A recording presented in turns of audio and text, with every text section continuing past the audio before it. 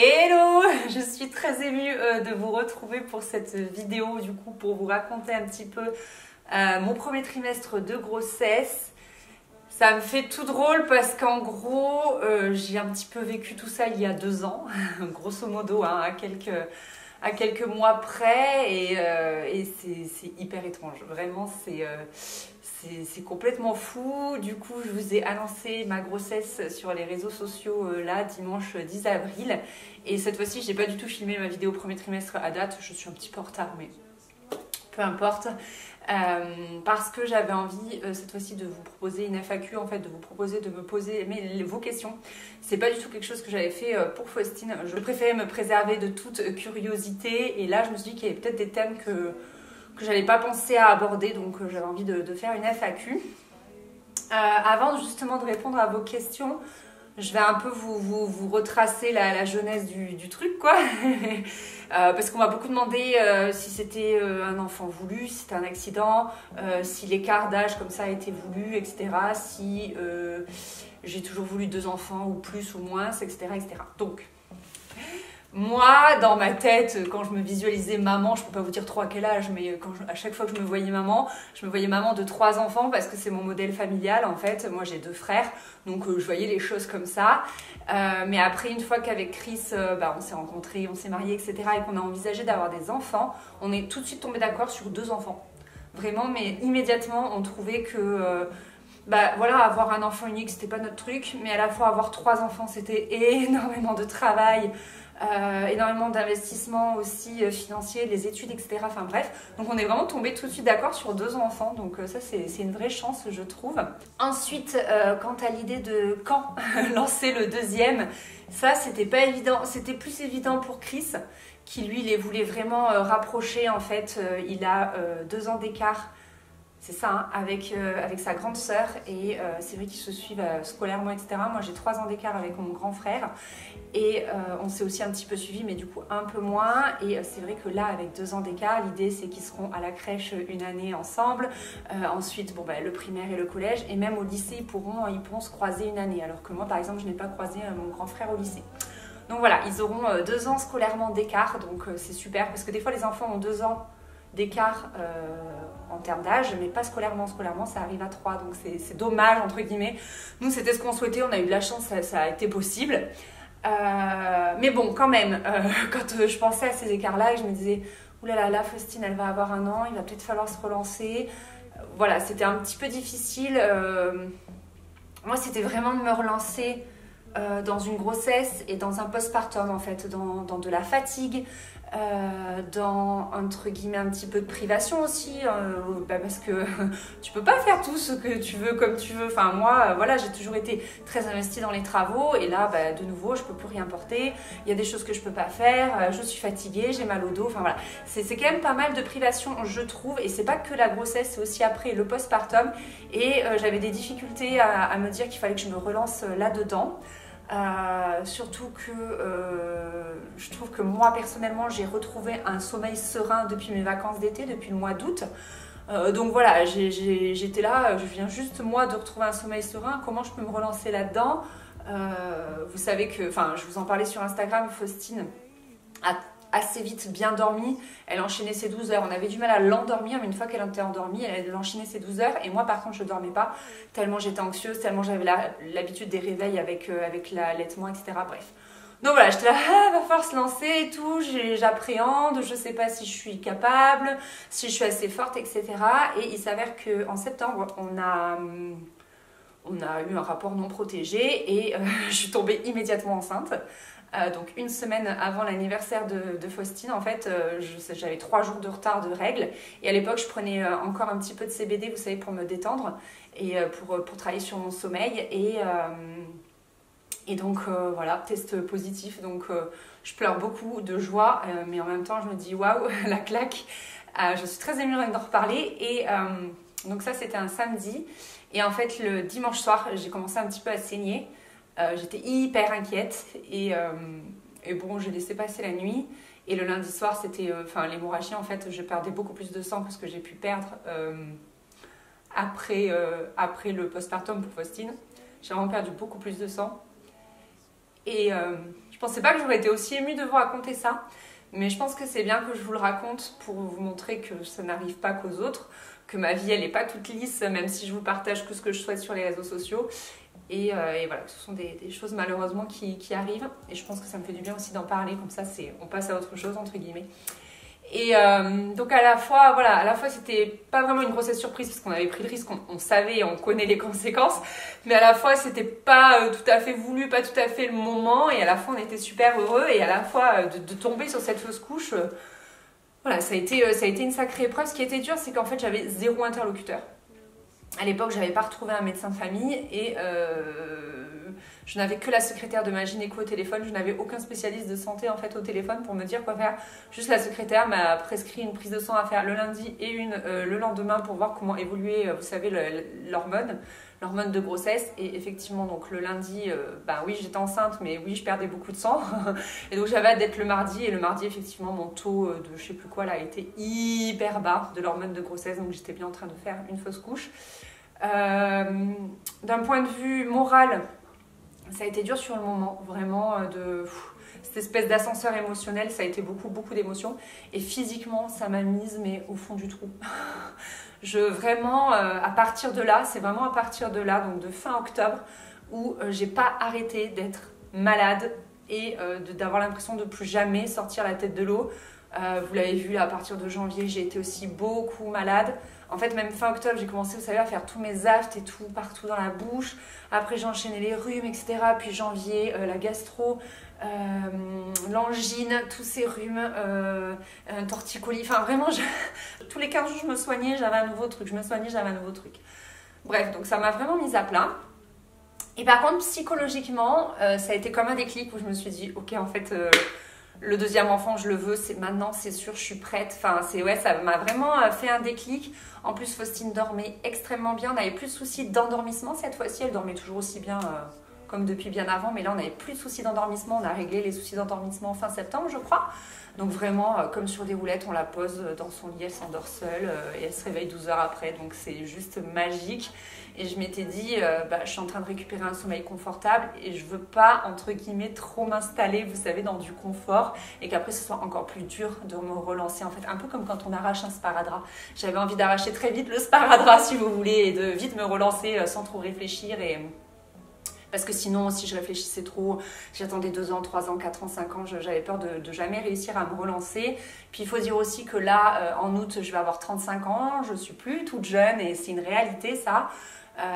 Donc voilà, pour moi, pour nous, c'était vraiment le bon timing. Il y a autre chose aussi, c'est que Faustine, elle est d'une curiosité, d'un mimétisme et d'une attention, enfin, c'est magique. Et je la vois trop grande sœur. Enfin vraiment, je suis hyper émue de l'imaginer. De nouveau, j'ai larmes qui montent aux yeux. Je suis très émue de l'imaginer grande sœur. Enfin vraiment, je sais qu'elle va être... ça va être trop chou. Enfin, Faustine, elle dort avec 3 suçus. Elle en a une dans la bouche et une dans chaque main. C'est une manie qu'elle s'est créée. Et quand on la lève, elle a toutes ses suçus à la main du coup. Et elle nous les donne, elle nous les met dans la bouche. Elle insiste pour qu'on les ait dans la bouche, c'est trop mignon.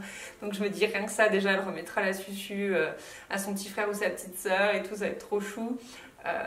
Elle a des tout petits gants de toilette, elle arrive à les mettre, elle me lave le visage comme ça. Enfin bref, ça je pourrais vous en parler des heures, mais voilà, je la vois trop grande sœur. Et du coup le déclic a été de là.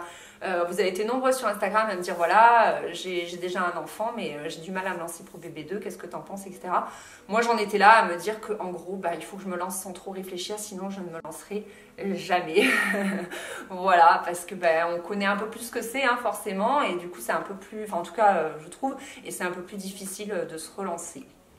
Mais voilà, maintenant que c'est fait, on est bien évidemment super heureux.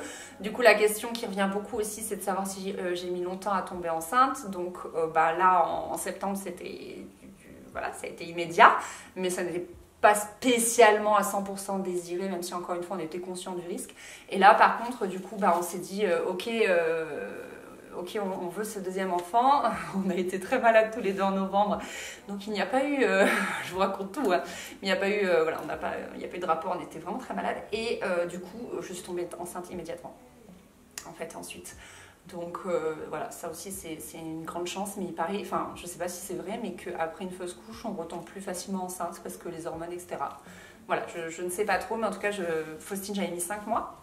5 mois d'essai, et là, ça a été immédiat. Du coup, est-ce que la première grossesse est identique à la deuxième? Ou plutôt, la deuxième est-elle identique à la première? J'en suis qu'au début, donc je vais comparer le premier trimestre.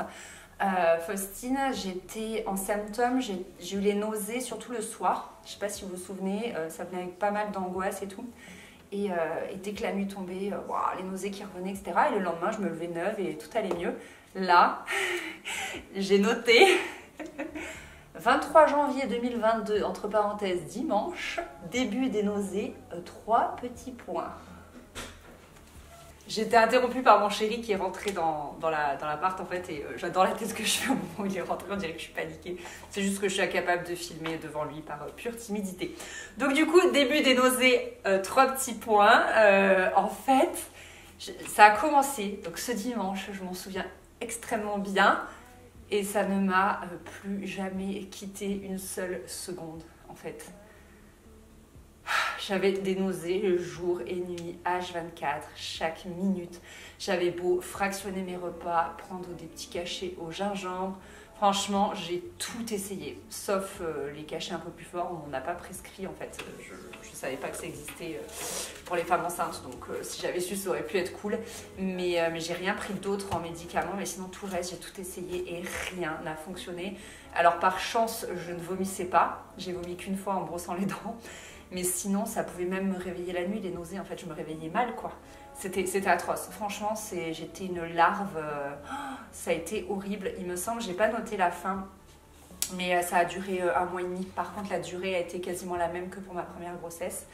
Mais ouais, ça a été vraiment dur. En fait, moralement, ça te grignote parce que tu peux rien faire, en fait. Parce que tu as cette nausée. Tout est difficile, en fait. Tout prend des proportions monstrueuses parce que tu peux rien faire. Et du coup, j'étais allongée sur le canapé et Bichette, Faustine, elle m'a porté ses jouets. Elle jouait là comme ça devant moi, à côté de moi. Et ça aussi, c'est une question qui est beaucoup revenue. Comment je gérais un enfant en bas âge avec une grossesse. Donc c'est sûr que clairement, on me l'a répété et redit et re-redit pendant ma première grossesse. Profites-en, une première grossesse, ça n'a rien à voir avec une deuxième grossesse. C'est bien évidemment vrai, hein. Voilà, moi en plus pour ma première grossesse on était en confinement, donc je me couchais à 21h, je me réveillais à 10h, je me tapais des nuits de malade, je dormais comme jamais. Et là, ben, je me réveille quand Faustine me réveille, hein, à savoir dans une plage horaire entre 6h30 et 7h20. Voilà. Donc c'est dur. Je me couche toujours à 21h, 22h, du coup je peux pas non plus me coucher à 19h, même si parfois franchement je pourrais. Mais voilà, et par contre ces siestes obligatoires, en fait c'est obligé. Si Faustine est avec moi, dès que je la couche, je me mets dans le canapé et je me mets une série et je m'endors. Et si elle est à la crèche, je prends quand même ce temps, je mange et pareil, je me mets dans le canapé et je fais une sieste. Parce que sinon, je tiens pas la route, vraiment pas du tout. Là, je vous dis, j'ai terminé mon premier trimestre et je ressens pas ce regain d'énergie si dingue que j'avais ressenti pour ma première grossesse. Donc je suis un peu frustrée, ça va mieux. Les nausées sont parties. Sont partis et c'est marrant, avec elle sont partis absolument tous les dégoûts parce que j'avais de nouveau le dégoût des tisanes, vous savez, les boissons chaudes. Pour ma première grossesse, ça m'avait fait pareil, impossible de boire du chou et tout, et là c'est bon, je rebois des tisanes et tout, donc c'est trop bien. Je sais pas pourquoi, enfin c'est pas tout à fait pareil quoi, donc j'ai plus du tout de dégoût. Je vais avoir des grosses envies comme j'ai toujours eu, mais plus du tout de dégoût, donc ça c'est cool. Ça va donc beaucoup mieux vu que j'ai moins de nausées, etc. Je suis un poil moins fatiguée, mais ouais, j'ai quand même pas ce wouh, c'est le deuxième trimestre, donc je sais pas, peut-être ça va venir ou peut-être ça ne viendra absolument jamais, mais voilà, donc c'est dur de devoir s'occuper d'un enfant de 18 mois alors qu'on est enceinte, mais ça se fait. En fait, moi ce que je fais, c'est que je prends les jours les uns après les autres. Là, par exemple, il y a eu une semaine où je l'ai gardée tous les jours. Parce que vous savez, normalement, elle va un petit peu à la crèche. Elle n'y va pas la semaine entière, mais elle y va un petit peu. Et ça, franchement, ça a été dur. Et du coup, j'ai la chance d'avoir mes parents pas loin. Ils me l'ont prise une journée. Ça m'a fait beaucoup de bien pour souffler un peu. Parce que même si Faustine est vraiment très chou et que ça se passe super bien, ça reste un enfant de 18 mois qui a quand même besoin de beaucoup bouger. Je pense que des fois, elle est un petit peu frustrée. En fin de journée, elle est un peu énervée parce que j'ai pas pu l'emmener au parc ou faire une petite promenade. Parce que ça, par contre, j'y arrive absolument pas. En fait, j'ai mal au bas du dos et comment vous dire, je suis très inconfortable dans mon périnée. Je vois pas comment vous dire les choses autrement. Mais j'ai les mêmes sensations qu'après l'accouchement en fait. Et du coup, ça m'angoisse beaucoup. Ma gynéco a vérifié. Mon col est bien fermé, tout va bien. C'est juste une pesanteur que je ressens. Peut-être c'est mes 2 petits points qui me tirent. Je sais pas trop. Et du coup, j'ai du mal à faire... Enfin voilà, quand je sens cette lourdeur arriver, je me dis ok, il faut que je me calme, que je me repose et que je me ménage. Donc c'est ce que je fais. Et du coup, voilà, c'est pas évident. C'est pas évident pour ça. Mais voilà, Chris, dès qu'il rentre du travail, il prend vachement bien le relais. Et, je demande de l'aide en fait tout simplement et j'ai de la chance de pouvoir en avoir. Voilà, je suis pas seule à la maison, donc j'ai de la chance de pouvoir profiter de ça. Donc voilà comment je gère. Vraiment, je gère au jour le jour. Et l'autre avantage, c'est que je suis à mon compte, donc si je ne peux pas travailler, si je n'arrive pas à travailler, je ne travaille pas. Ça n'embête personne, à part vous qui n'avez pas du coup vos 2 vidéos par semaine entre autres. Hein, je fais pas que ça. Mais par contre, qui dit que je ne travaille pas, dit que je n'ai pas de salaire. Ça, c'est un autre inconvénient, mais peu importe. Mais voilà, je me gère aussi comme ça, c'est que j'ai un travail qui permet de peut-être un peu plus m'écouter. Et notamment les jours où je travaille, puisque je ne peux pas travailler à temps plein sur mes réseaux vu que je m'occupe de Faustine. Mais les jours où je travaille ou aller à la crèche, je prends quand même le temps, comme je vous l'ai dit, de faire la sieste. Voilà, donc je prends les choses comme elles viennent au fur et à mesure. Et honnêtement, il y a des jours où je prends cher, quoi, où je suis épuisée, où c'est dur. Mais voilà, étape après étape. Après, on m'a beaucoup posé de questions aussi au niveau du poids. Je me souviens à ce stade-là, pour ma première grossesse, j'avais pris 1 kilo. En fait, j'en avais perdu un. Vu qu'on était en confinement, je ne bougeais plus du tout. Et j'en avais repris un. Donc en gros, pour moi, j'avais pris 1 kilo. Et là, j'en ai déjà pris 4, voire 5. Donc je ne sais pas jusqu'où je vais aller. L'autre réalité qu'on te dit tout le temps aussi, c'est que c'est vrai que pour un deuxième, le ventre il sort beaucoup plus vite. Je me suis dit, mais comment je vais faire pour le cacher? En fait, ça se voit, mais ça se voit. Donc c'est vrai que très vite, je l'ai dit aux personnes de mon entourage, à la crèche, etc. Comme ça, tout le monde était au courant et j'avais pas à le cacher. Je m'habillais comme je voulais. Mais par contre, sur Internet... ça a été vraiment compliqué, ça se voyait, franchement, enfin vous voyez, j'ai vraiment un gros ventre, on va comparer mon ventre et celui que j'avais filmé pour ma première grossesse, mais ouais, vraiment, c'est sorti direct, et puis une fois que mes nausées sont parties, en fait, je me suis mise à manger, mais comme 4, et j'ai très faim, en fait, et moi, je m'écoute. J'essaye de faire attention que ce soit quand même équilibré et intéressant nutritivement, mais je mange, et du coup, voilà, plus 4, plus 5, c'est un peu la cata. Je voulais aussi vous parler d'un truc, c'est que quand il y a eu l'écho de datation, donc j'étais avec Chris, et effectivement, il y avait un petit cœur qui battait, ça a été émouvant, mais pas trop. Ça a été très bizarre, j'étais comme avec une grosse carapace, en fait, comme si j'avais pris un gros recul. Et j'avoue que je ne me suis pas trop emballée. J'étais hyper mesurée dans mes sentiments et dans mes émotions. Mais je pense que c'était dû à cette fausse couche en octobre. Parce que c'était hyper réel tout à coup. Je sais que ça existe les risques de fausse couche, mais j'en avais pas spécialement vécu. Mais là, ça a été hyper concret. Du coup, j'avoue que j'étais un peu plus, un peu moins enthousiaste. Je sais pas si vous voyez, etc. Il y a des gens qui m'ont demandé si j'avais déjà commencé à acheter des choses, mais certainement pas. Certainement pas. Et par contre, à la T1, waouh, j'ai versé ma petite larme, vraiment, parce que j'étais là, c'est complètement dingue. Il y a vraiment, vous savez, à la datation, en fait, non, vous savez peut-être pas, mais à la datation, c'est un petit haricot et avec un petit cœur qui bat, ça ressemble pas à grand chose. Et là, à la T1, ça ressemble à un vrai bébé, en fait, et de le voir bouger comme ça, avec ses petites jambes et tout. Alors, la même chose que pour Faustine, je dis il parce que c'est un bébé, mais on sait pas encore le sexe. Et du coup, de voir ces petites jambes comme ça bouger, c'était hyper émouvant de me dire ça y est, c'est bon, la grossesse elle est bien lancée, et aussi me dire oh mon Dieu, je revis ça vraiment, je suis en train de revivre ça une deuxième fois. C'est complètement fou, comme je vous dis, il y a quasiment 2 ans, à quelques semaines, quelques mois d'écart, je vivais déjà ça. Je sais pas, c'est fou de le revivre en fait, aussi proche, c'est complètement dingue. À chaque fois, je suis genre, j'en reviens pas en fait. Je suis émue, bouche bée. Je pourrais utiliser encore plein de superlatifs. Mais voilà. Alors, je vais terminer du coup avec les symptômes. Ça a été quasiment tout. Ah si, j'ai eu excessivement mal au bas du ventre. Mais j'avais mal au bas du ventre. Mais j'arrêtais pas de dire. médecin, etc. Mais qu'est-ce que j'ai mal au bas du ventre, vous voulez pas vérifier, etc. On me faisait une petite écho, on me disait mais non, tout va bien. Je dis mais j'ai mal.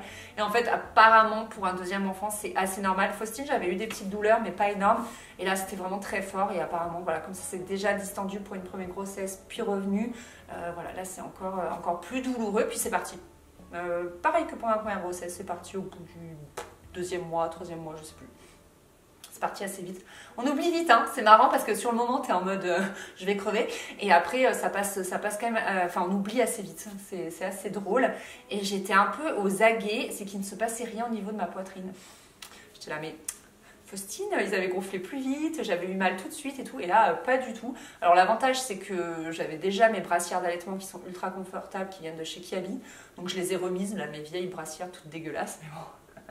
Je les ai remises, donc j'étais confortable et mes seins ont commencé à gonfler et à devenir douloureux au niveau des tétons, pas le sein global mais vraiment devant, que à la fin du troisième mois, quand j'ai commencé à terminer mon troisième mois. Donc ouais, je sais pas, c'est venu beaucoup plus tard que pour ma première grossesse.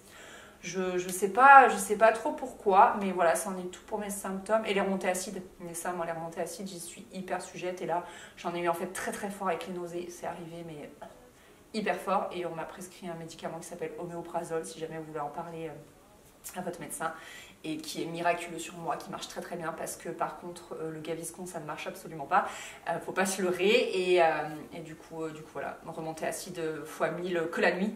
Donc voilà, je me suis traitée là-dessus et ça va mieux. Voilà, je crois que ça en est tout pour mes symptômes, vraiment j'ai rien d'autre, c'est assez cool. Moi j'ai pas tout ce qui est jambes lourdes, des choses comme ça, constipation, machin, tout ça j'ai pas. Donc c'est chouette. Donc ça ressemble à peu près quand même à la première grossesse avec quand même quelques disparités assez fortes. Donc du coup, il y a des questions qui revenaient vachement à savoir où est-ce qu'on va mettre l'enfant. Comme si... Bon, et comment on allait gérer les travaux. Alors, moi je compte, tout pareil que Faustine, essayer de l'allaiter. Je dis essayer parce que je ne sais pas si ça va bien se passer, si l'enfant va bien prendre, etc. etc. Je ne peux pas prédire l'avenir, mais c'est un souhait que j'ai. Et donc, si l'allaitement peut se dérouler et peut continuer, je pars sur du cododo, comme pour Faustine. Faustine, on l'a mis dans sa chambre à partir de son 5e mois. Pareil, si ça se déroule pareil, on fera ça. Si c'est moins, c'est moins. Si c'est plus, je ne sais pas trop. Mais en tout cas, on a encore jusqu'à ce que le cododo se termine. Donc, grosso modo, on en a encore jusqu'à février-mars. Donc, vous voyez, quasiment un an encore pour prendre une décision de savoir où l'enfant plus tard dormira. Donc un an, franchement, on a de quoi voir venir en fait, si vous voulez. Par contre, ce qui est sûr et certain, beaucoup me l'ont dit, sa chambre ne sera pas le pigeonnier, absolument pas. Je sais pas si vous vous en rendez compte sur les vidéos, mais l'escalier est assez étroit et assez bas en fait. Je me cogne et je me vois pas faire des allers-retours avec un bébé dans les bras. Enfin, ce serait trop casse-figure vraiment. Pour le coup, les escaliers, j'ai l'habitude avec un nourrisson dans les bras parce qu'on vit au 2e étage, mais pas ce tout petit, pas ces 5-6 marches là. Franchement, je vous jure, les allers-retours dans la nuit, dans la journée et tout, c'est non. Donc, on a plusieurs options. Soit c'est nous qui irons dormir dans le pigeonnier et le bébé aura une immense chambre en bas, soit il dormira avec Faustine. Franchement, je sais pas. Soit peut-être les travaux seront terminés. Non, je plaisante. Plaisanter ou quoi. Donc du coup voilà. En revanche, ça nous met zéro stress pour les travaux parce qu'on est vraiment bien ici. Autant quand je suis tombée enceinte la première fois, ça a été de l'angoisse parce que vraiment en bas c'était malsain. Voilà, c'était plein d'humidité, plein de courant d'air. Autant ici on est mais tellement bien, on est comme dans un appartement indépendant, neuf en fait. Donc du coup, il n'y a pas du tout de stress, comme je vous ai dit. Après, par rapport à sa chambre, on s'adaptera. Mais par contre, on continue les travaux, bien sûr, et toujours à notre rythme, comme depuis le début. En fait, c'est quand on peut accélérer, on accélère. Quand il faut ralentir, on ralentit, etc. Là, j'ai prévu des vidéos pour vous expliquer un petit peu la suite, parce qu'on est en train de travailler sur la suite. Sur le rez-de-chaussée, sur le premier, ça va commencer d'ici peu. C'est vraiment imminent. Donc voilà, non, il n'y a aucune appréhension, stress ou quoi sur la gestion de notre vie future. Vraiment, avec Chris, en fait, on prend les choses comme elles viennent. Là, on sait que ça va être difficile les premières années, mais on affrontera ça. La première année de Faustine, elle n'a pas été facile. Je vous en ai pas beaucoup parlé, mais nous, les 3 premiers mois, elle a fait que pleurer. Tout le temps, on avait les pleurs du soir aussi, les pleurs de décharge du soir, c'était effrayant. Elle hurlait pendant 3 heures non-stop, on n'arrivait pas à la calmer. Et si on doit revivre ça, eh ben on revivra ça. c'est la vie et ça va être dur sur le moment. Mais en fait, c'est ce que m'a appris ma première grossesse, mon premier accouchement et toute la suite. C'est que sur le moment, c'est dur. Il se peut même qu'on l'appréhende énormément avant que ça n'arrive. Mais après, une fois que c'est passé, ben, on oublie. C'est ce que je vous disais tout à l'heure pour les douleurs ligamentaires. En fait, on oublie tellement vite que ben, tout passe. Heureusement, tout passe. Rien n'est définitif.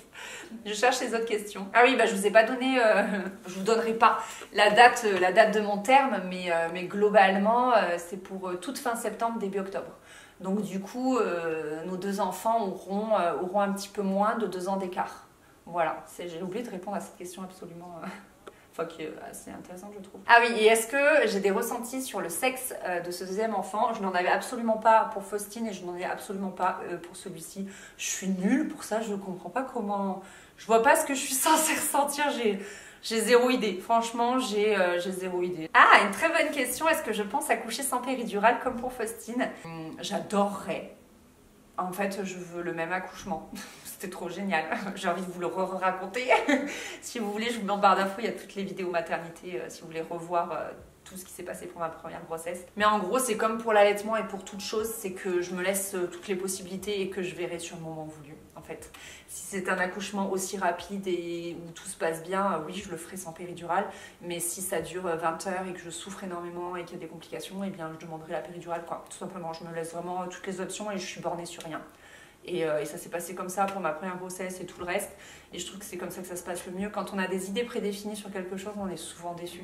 À chaque fois que j'ai vu des personnes de mon entourage qui visualisaient leur grossesse d'une certaine manière ou qui visualisaient leur famille d'une certaine manière, genre j'aurai une fille en premier, un garçon en deuxième, ou je veux 2 filles ou je veux 2 garçons, on est forcément déçu. En fait, c'est des choses qu'on ne maîtrise pas. Donc du coup, il vaut mieux se laisser un éventail d'options et après on avise au moment voulu parce que la vie n'est pas inscrite dans le marbre. Oh. Une question sur l'impact sur ma vie professionnelle. J'ai un peu fait le deuil en fait de ma vie professionnelle. Pour tout vous dire, j'avais qu'une hâte, c'était, vous savez, de démissionner. J'étais à mi-temps sur 2 travails. C'était de démissionner de mon premier travail pour être entre guillemets à temps plein sur mes réseaux sociaux, etc. Sauf que j'ai pris cette décision. Faustine, elle avait déjà 9 mois et du coup, t'es jamais à temps plein en fait. Enfin, en tout cas. En ce qui me concerne, j'ai jamais réussi à être à temps plein avec un enfant, surtout que je voulais vraiment m'occuper de Faustine. Je voulais pas qu'elle aille 7 jours sur 7 à la crèche, etc. Et du coup, j'ai fait le deuil, en fait. Je travaille comme je peux et c'est déjà très bien et j'ai déjà beaucoup de chance. Hein. Comme je vous disais, c'est une chance d'être à son compte et du coup de pouvoir s'écouter, même s'il y a bien évidemment des désagréments derrière, puisque comme je vous disais, si tu travailles pas, t'as pas de salaire, hein, faut pas se leurrer, c'est pas non plus... voilà, hein. Mais du coup, voilà, j'ai beaucoup moins de frustration que quand Faustine est née, de me dire, punaise, je peux pas faire ça, j'aimerais faire tant de vidéos, j'aimerais répondre à tous mes mails, j'aimerais, voilà, je fais beaucoup moins, en fait. Et il y a d'autres choses belles à côté, en fait. Vous savez, moi, il y a 10 ans, je travaillais tout le temps. Absolument tout le temps. J'avais mon premier métier de 8h à 17h et ensuite le soir et les week-ends je faisais blog mais à 100%. Mes vacances c'était blog, j'avais jamais de vacances, jamais de week-end, jamais de dimanche, jamais de temps de répit, je travaillais mais H24 et j'adorais ça et j'ai fait ça pendant 6 ans et je pense qu'il faut un temps pour tout et ça m'est passé en fait. Chacun vit sa vie comme il l'entend, peut-être que vous ça vous passera jamais ou peut-être que vous ne passerez jamais par cette étape-là, mais voilà, moi en tout cas ça m'est passé et je suis plus du tout là-dedans, je suis beaucoup plus mesurée. J'adore mon métier, mais s'il y a des fois je ne peux pas l'exercer, tant pis. Il y a eu d'adorables messages sur comment je vais, ça va, je suis épuisée, c'est une réalité. Mais ça va, comme je vous disais, on prend les choses au jour après le jour, jour après jour, et puis voilà. Comment a réagi Faustine? Je pense pas qu'elle comprend. On essaye, il y a des petits livres et tout, je lui dis tout le temps bébé, bébé, donc elle montre mon ventre en disant bébé. Si je lui dis tu fais un câlin, elle fait un câlin, elle fait un bisou. Mais je sais pas trop si elle comprend. Elle commence à peine à... Elle dit le mot bébé, mais elle commence à peine à jouer avec la poupée. Mais même ça, c'est pas trop son truc, donc je suis pas sûre. Pas certaine qu'elle comprenne. Elle comprendra quand elle verra, je pense, le baby. Et après, il y a pas mal de questions sur, entre guillemets, faire le deuil de son enfant unique qui est né, quoi, de l'aîné. et comment gérer 2 enfants en bas âge. J'ai eu un petit moment où, par exemple, il y a un jour avec Faustine, parce qu'elle commence un petit peu à grandir, vous voyez, elle a 18 mois, où on allait toutes les deux, moi je suis allée me boire un café et on s'est pris un croissant à 2, elle était assise à côté de moi comme une grande et tout, c'est tellement adorable et je me suis dit, oh là là, une fille unique, ça peut être aussi absolument génial, quoi. On fera les 400 coups ensemble, on ira faire du shopping, on ira au resto, genre ma meilleure amie, vous voyez ce que je veux dire? Et puis en fait, on peut pas tout avoir dans la vie et je rêve aussi d'une fratrie, donc ça va être aussi génial de l'avoir grande sœur. Donc du coup, je suis pas trop dans le deuil de ma fille unique. Vraiment, ça va. Je suis pas nostalgique de rien du tout. Non, ça va être trop bien. Elle va être extraordinaire, Faustine en grande sœur. Vraiment, je vous dis, je la vois trop. Je la vois trop. Et par contre, oui, j'appréhende à mort de gérer 2 enfants en bas âge. Ça, je vous le cache pas. Ça, je suis terrorisée. En fait, il n'y a pas d'autre mot. Je sais pas. En fait, je vois pas comment je peux allaiter un enfant et m'occuper de Faustine. Parce que moi, Faustine, les premiers mois, elle était pendue au sein. Elle était pendue au sein, donc du coup... Vous voyez, même habiller Faustine. Alors si, je pense que j'aurai des moments de répit, mais je vois pas comment concrètement dédoubler mes bras, en fait. J'arrive pas, ça, j'arrive pas du tout à voir. Ça, c'est le truc qui me fait dire que, effectivement, avoir un enfant autonome, genre avoir un enfant de 4 ou 5 ans avant de lancer le deuxième, ça pourrait être bien. Mais nous, après, c'était pas le schéma de famille qu'on avait.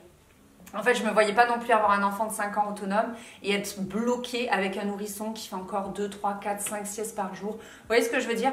Là, au moins, d'être assez rapprochés, une fois que les siestes seront finies, les siestes seront finies. Une fois que les couches seront finies, les couches seront finies. On n'aura pas à s'y remettre. Donc, vraiment, on s'est dit, voilà, après, quand ils auront respectivement, je sais pas, moi, 5 et 7 ans, ça va être énorme. On va vraiment pouvoir faire les mêmes activités, les mêmes voyages, etc. Là, on voyage très, très peu, mais on espère plus tard avoir une vie de famille riche en voyages. Enfin, voilà, vous voyez, donc c'était un peu... voilà, la vision des choses qu'on avait, mais on sait que la première année, ça va être costaud, les gars. Ça va être costaud. Si vous avez des petits tips d'organisation, mais hyper concrets, genre, moi, pendant que l'aîné faisait ça, je faisais ça avec le deuxième, vous voyez, c'était des choses hyper concrètes. Franchement, ça m'intéresse. Parce que, après, tout ce qui est demandé de l'aide, tout ça, je le sais et je le ferai. J'ai la chance, voilà, on a la chance tous les deux d'avoir des parents très présents. Mais plus vraiment des tips très concrets de la vie quotidienne. Vous voyez, genre... Est-ce qu'il va falloir que je prépare d'abord le biberon de Faustine et après je mets l'autre au sein? Enfin, franchement, je ne sais pas, je ne vois pas comment ça va pouvoir s'enchaîner. Bon, là-dessus, je vous le cache pas, je pense que ça va être sport. Et enfin, 2 questions, à savoir, est-ce qu'on a des idées de prénoms, tout ça? Pas trop. On en parlera, je pense, quand on saura le sexe. Et aussi, est-ce qu'il y a des choses que je vais racheter différemment par rapport à mon premier enfant, etc. Tout ce qui est matériel de puériculture, je trouve que c'est trop tôt. Pour le moment, je ne sais pas. Je ne peux pas vous dire, je ne sais pas trop. Mais ça, c'est des choses que je vais aborder plus tard, complètement. En fait, moi, j'ai tout gardé pour Faustine. Tous ses vêtements, ses jouets, tout. Et je voulais trier. C'était déjà comme ça dans ma tête. Je voulais trier à partir du moment où j'avais le deuxième enfant, vers la fin de grossesse, où je connais le sexe, etc., où je sais quelles sont mes envies, tout ça. Donc tout ça, on l'abordera. Je pense que je ferai des vidéos tri et tout, organisation, ça va être trop cool. Ça, j'ai vraiment prévu de faire, de ressortir tous ces petits vêtements et tout, et de faire un gros tri et de voir ce qui me manque, ce que j'ai envie de changer, de ne pas changer, etc. Voilà, écoutez, je crois que j'ai répondu à toutes les questions. Je suis surtout certaine que cette vidéo est très longue. Merci de l'avoir regardée jusqu'au bout si c'est le cas.